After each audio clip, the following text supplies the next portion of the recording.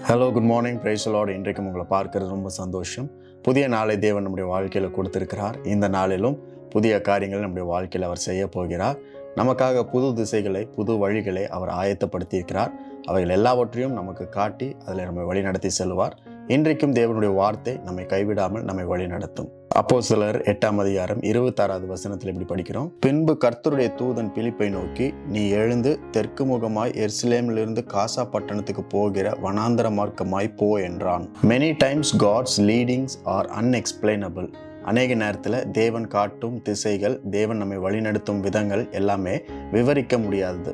நம்மளால் புரிந்து கொள்ள முடியாத, நம்மளால் அறிந்து கொள்ள முடியாத, விளங்க முடியாத, விளக்க முடியாத காரியங்கள் தான் தேவன் நம்மளுக்கு சொல்லுகிறார், கட்டளையாக நம்மளுக்கு தருகிறார். Be sensitive to listen to the directions of God. தேவன் காட்டும் திசைகளை கேட்கவும் பின்பற்றவும் நாம் உணர்வுள்ளவர்களாக இருக்க வேண்டும் என்று ஆண்டவர் சொல்லுகிறார். இந்த வசனத்தில் படிக்கும் பொழுது கர்த்தருடைய தூதன் பிலிப்புக்கு சொல்லுகிற காரியம், நீ எழுந்து சமாரியா விட்டு காசா பட்டணத்துக்கு போகிற வனாந்திர மார்க்கமாய் போ, அவ்வளோதான் சொன்னார். அங்கே யாரை பார்க்கணும், எங்கே போகணும், எப்படி போகணும், இந்த காரியத்தை எதுவுமே சொல்லவே இல்லை. இந்த மாதிரி டீட்டெயில்ஸ் எல்லாம் ஆண்டவர் தரவே இல்லை. ஆல்ரெடி பிலிப் சமாரியாவில் ஒரு பெரிய எழுப்புதல் நடந்துட்டு இருக்கு. அதை பார்த்து கொண்டு இருக்கிறார். அதன் நடுவில் இருக்கிறார்.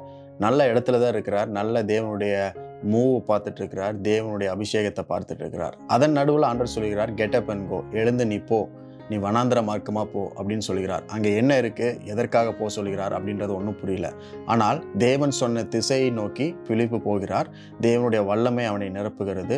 அவன் ரதத்திற்கு ஈக்குவலாக ஓடுற அளவுக்கு தேவன் பலனை கொடுக்கிறார். அந்த ரதத்தில் போய் கொண்டிருந்த ஒரு முக்கிய மந்திரியை பார்ப்பதற்கு அன்று உதவி செய்கிறார். அங்கே அவருக்கு ரட்சிப்பை தருகிறார், ஞானஸ்தானத்தை கொடுக்கிறார். தேவனுடைய நோக்கத்தை பிலிப் அங்கே நிறைவேற்றுகிறார். All you have to do is just go. நீங்கள் செய்ய வேண்டியதெல்லாம் ஒன்று தான், ஆண்டவர் சொல்லுகிற திசையில் போக வேண்டும்.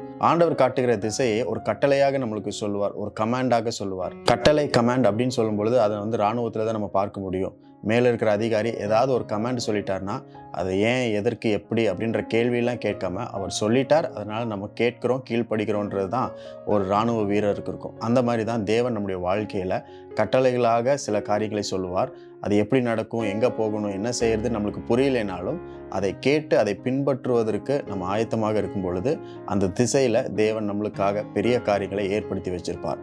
இன்றைக்கு கூட நீங்கள் வசனங்களை படிக்கும் பொழுது, ஜெபம் பண்ணும் பொழுது தேவன் உங்கள் மனதில் சொல்லுகிற காரியங்கள், திசைகள் ஒருவேளை புரியாமல் இருக்கலாம், உங்களால் அறிந்து கொள்ள முடியாமல் இருக்கலாம், விளங்கி கொள்ள முடியாத காரியங்களாக இருக்கலாம். எதுவாக இருந்தாலும் தேவன் உங்களை நல்ல திசையில், அவருடைய நோக்கத்தை, திட்டத்தை, சித்தத்தை நிறைவேற்றுகிற திசையில் உங்களை நடத்துகிறார் என்பதை நீங்கள் புரிந்து கொள்ள வேண்டும். இயேசு கிறிஸ்து பிறந்தப்போ கூட ஒரு நட்சத்திரத்தின் வழியாக வானசாஸ்திரிகளை அவர் வழி நடத்தினார்.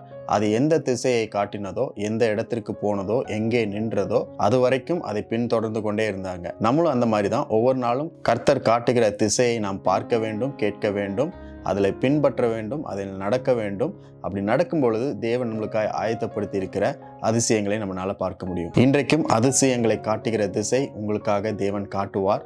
அதில் நடப்பதற்கு உங்களை நீங்களே விட்டு கொடுங்கள். உங்களுக்கான பெரிய அற்புதங்களும் அதிசயங்களும் ஆச்சரியங்களும் விடுதலைகளும் அந்த திசையில் இருக்கிறது.